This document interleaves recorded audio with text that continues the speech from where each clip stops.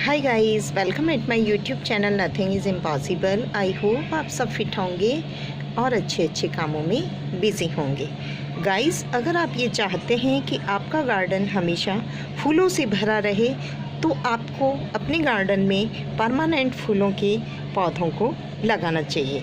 तो गाइस, आज की वीडियो में मैं आपको ऐसे ही परमानेंट फ्लावर्स प्लांट के बारे में बताने वाली हूँ, जिन्हें अगर आप इस समय नर्सरी से लाकर लगा लेंगे तो ये सालों साल आपको फ्लावर देते रहेंगे।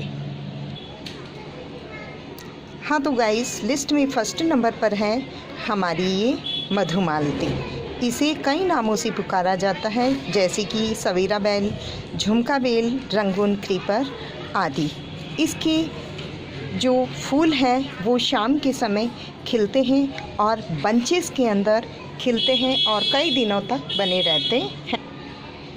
फूल आकर्षक होने के साथ ही खुशबूदार भी होते हैं और जब ये खिलते हैं तो फूलों का रंग सफ़ेद होता है, जो दूसरे दिन की सुबह गुलाबी रंग का हो जाता है और बाद में इस तरह से लाल रंग में बदल जाता है।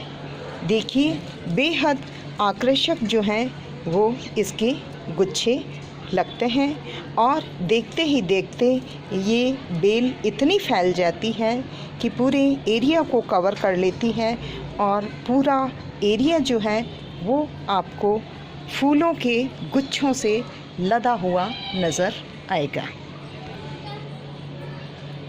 अगर आप इस समय इस बेल को लाकर के लगाएंगे तो ये नवंबर तक हैवी फ्लावरिंग करने वाली है और तेज़ सर्दियां होने पर ये डोरमेंसी में चली जाएंगी, लेकिन स्प्रिंग आने पर ये फिर से फ्लावरिंग करना स्टार्ट कर देंगी।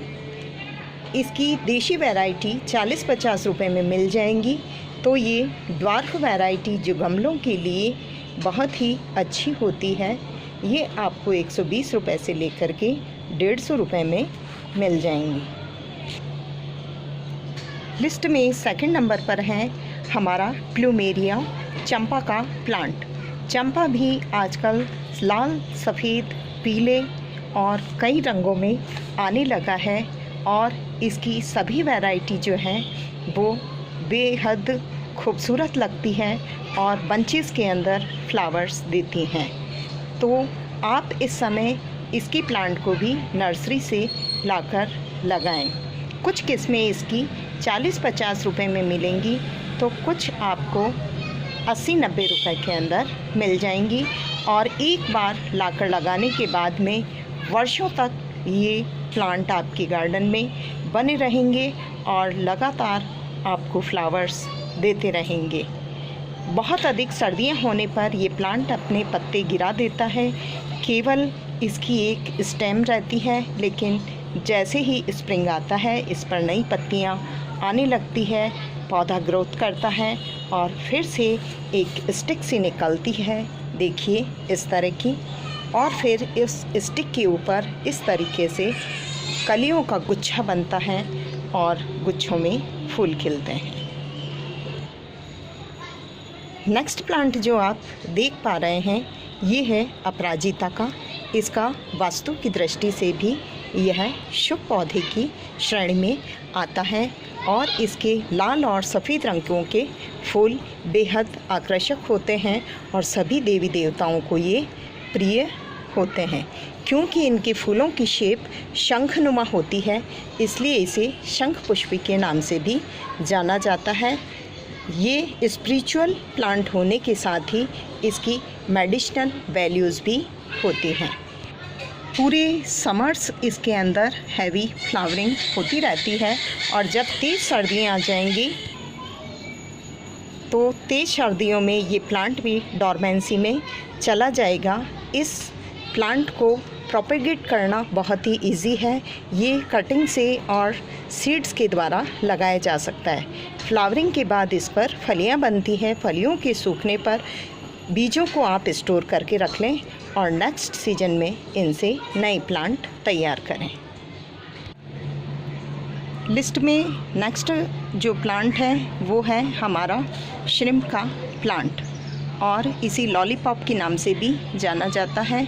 ये मैरून, गुलाबी, लाल और पीले रंगों के अंदर इसके फूल खिलते हैं, जो देखने में बेहद आकर्षक लगते हैं। और साल के अधिकांश महीनों के अंदर इसके फूल जो है वो नॉन स्टॉप इसी तरीके से खिलते रहते हैं। इसे एक बार लाने के बाद में स्टेम कटिंग से आसानी से लगाया जा सकता है। बात करें इसकी प्राइस की तो 30 to 40 रुपीज़ के अंदर ये नर्सरी में आसानी से अवेलेबल हो जाता है। लिस्ट में अगला प्लांट है ये कृष्ण कमल का। देखिए मेरे पास ये नीले फूलों वाली वैरायटी है। आजकल ये है, इसके अलावा भी कई रंगों में आने लगा है, जैसे कि लाल, मैरून, बैंगनी, ब्लू और सफ़ेद आदि। सभी फूल जो हैं वो देखिए बेहद खूबसूरत होते हैं और इनकी बनावट राखी जैसी होती है, इसलिए इसे राखी फूल कहा जाता है। इसे पैशन फ्लावर के नाम से भी जाना जाता है और इसके ये फूल सुंदर होने के साथ ही बेहद खुशबू भी बिखेरते हैं, तो बहुत ही स्वीट फ्रेगरेंस के लिए भी इसे अपने गार्डन में लगाया जाता है। एक बार आप इसकी वाइन को अगर ला कर के लगा लेते हैं तो ये सालों साल आपके गार्डन में बनी रहती है और इसे लेयरिंग विधि से मल्टीप्लाई किया जा सकता है। इसकी फूलों के बाद में फ्रूट्स भी लगते हैं जो कि एडिबल होते हैं। यह बेल आपको नर्सरी में 100 रुपये से लेकर 120 रुपये या 150 रुपये, अगर आप कुछ रेयर कलर्स की लेंगे तो 150 रुपये तक आपको इसका प्लांट मिल जाएगा। और नॉर्मल क्वालिटी जो है वो ऑर्डिनरी कलर्स वाली बेल आपको 70 से 80 रुपये तक मिल जाएंगी। लेकिन एक बार लगाने के बाद में सालों साल ये आपके गार्डन में बनी रहेंगी, तो फिर कोई महंगी नहीं है, क्योंकि खूबसूरती और खुशबू दोनों ही बेहद अच्छी है इसकी। लिस्ट में अगला प्लांट जो है वो है बालसम का, जिसे गुल मेहंदी कहा जाता है। देखिए इसके नुकीले सिरों वाले पत्ते भी बेहद खूबसूरत लगते हैं और इसके फूल भी देखने में बड़े आकर्षक होते हैं और कई रंगों के अंदर ये पाए जाते हैं। इसकी ख़ास बात ये है कि ये पूरी स्टेम के ऊपर लगते हैं, जिससे एक बुके पड़े होने का आभास देते हैं।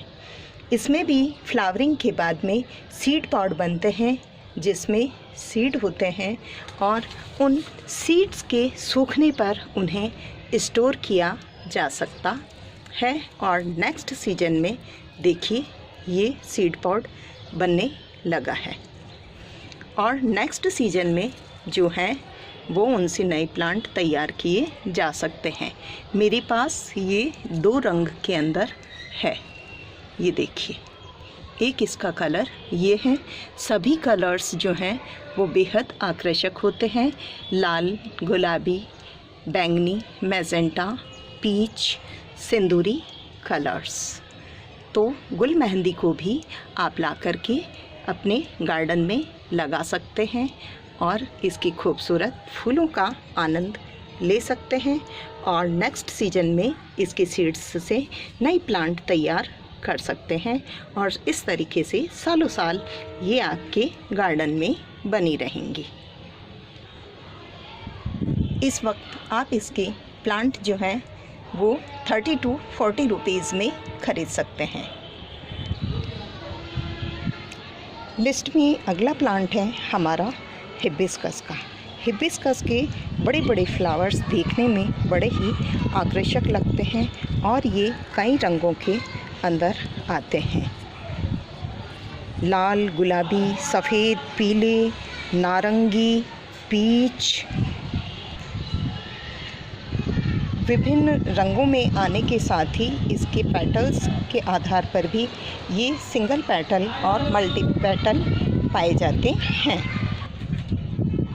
फ्लावर चाहे सिंगल पेटल हो या मल्टी पेटल हो, सभी बेहद खूबसूरत लुक देते हैं और आपके गार्डन को सुंदर बनाने में कोई कसर नहीं छोड़ते हैं। तो आप इस वक्त हिबिस्कस को भी अपने गार्डन में लेकर आएँ और एक बार लाने के बाद में स्टेम कटिंग के द्वारा इसे मल्टीप्लाई करें। पेंसिल साइज़ की 6 इंच की स्टेम लेकर के आप उसे मिट्टी के अंदर लगाकर नए प्लांट इससे तैयार कर सकते हैं।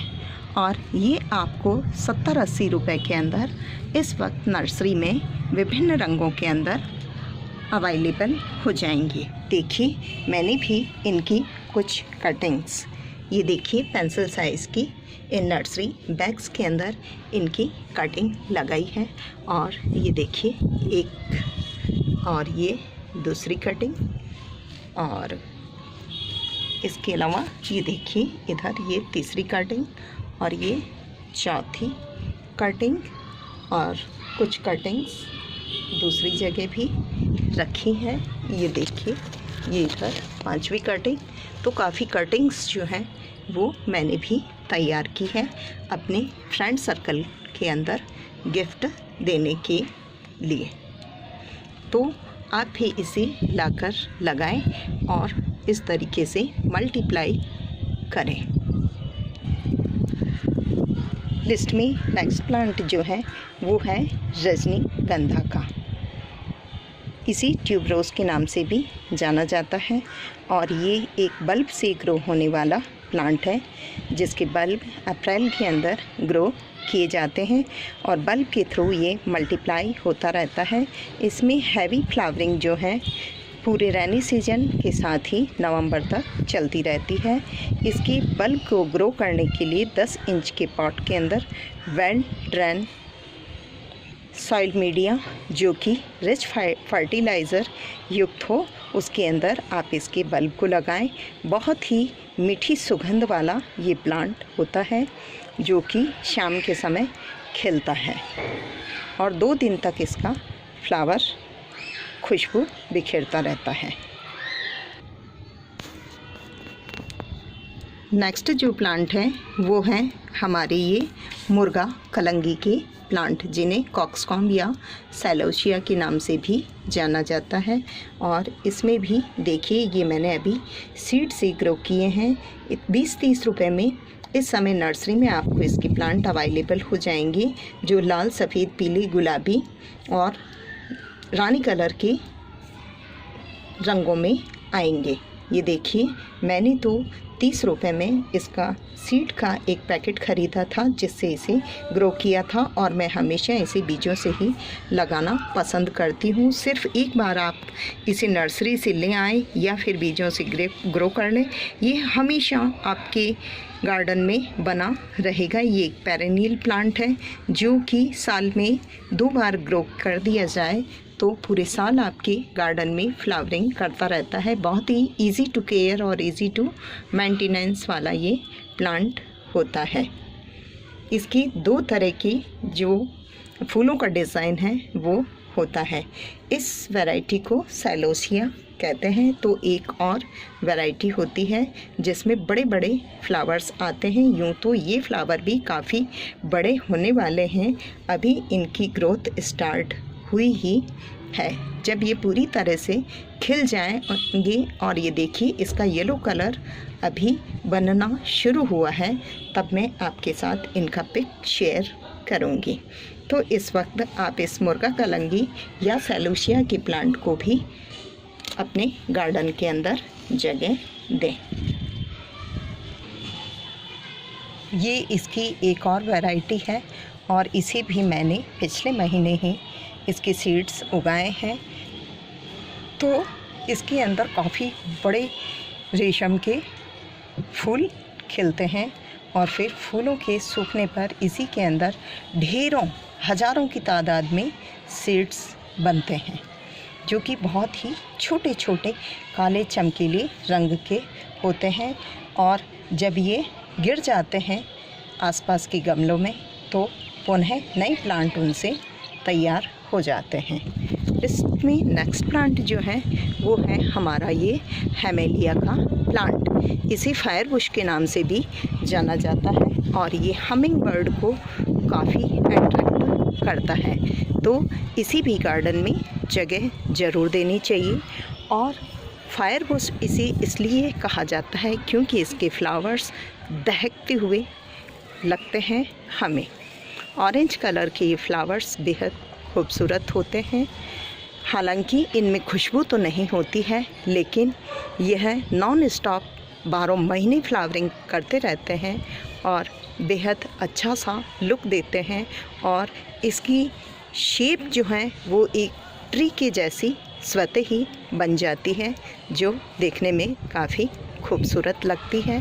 साथ ही अभी मैंने कहा कि हमिंग बर्ड को अट्रैक्ट करता है, तो हमिंग बर्ड की जो चहचहाहट होती है वह भी हमें बेहद सुकून देती है। इस प्लांट की वजह से बहुत हमिंग बर्ड्स हमारे यहाँ गार्डन के अंदर आएंगी।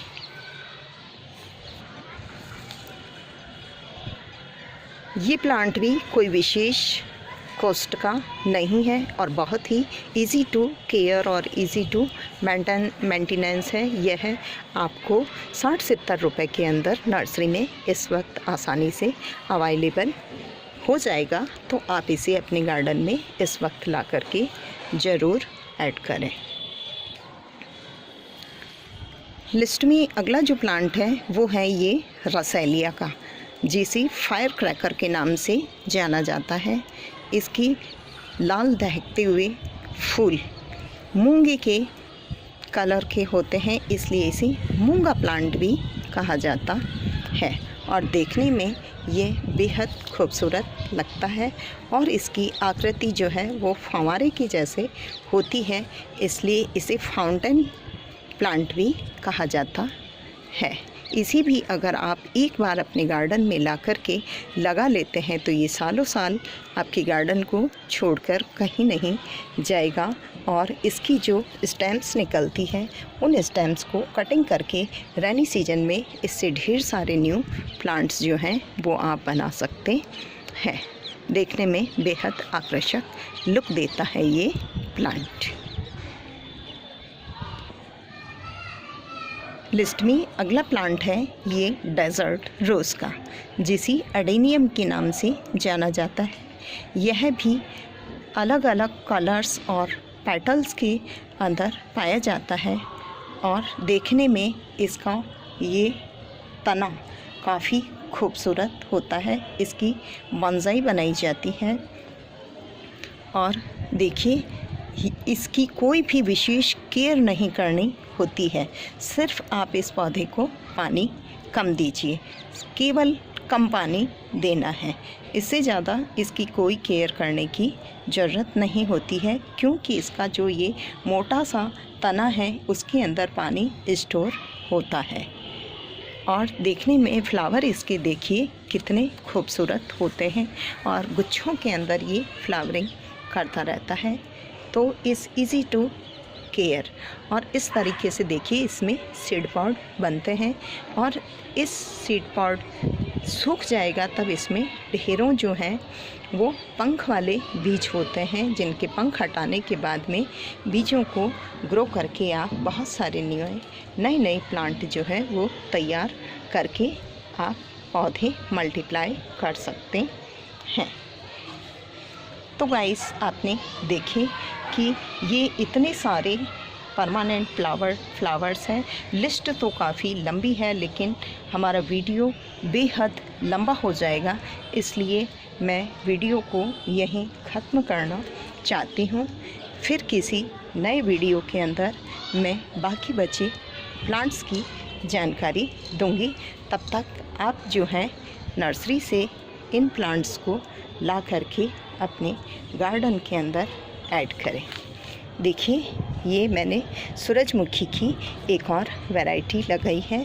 ये फ्लावर्स तो आप देख ही रहे हैं और इस वैरायटी के फ्लावर्स जो हैं वो आज खिले हैं।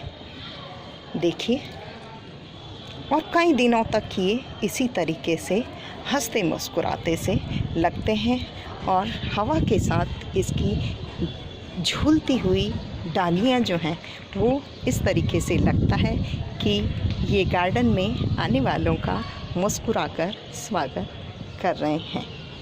और इधर ये लगे हैं हमारे कॉस्मॉस छोटे छोटे प्लांटर्स के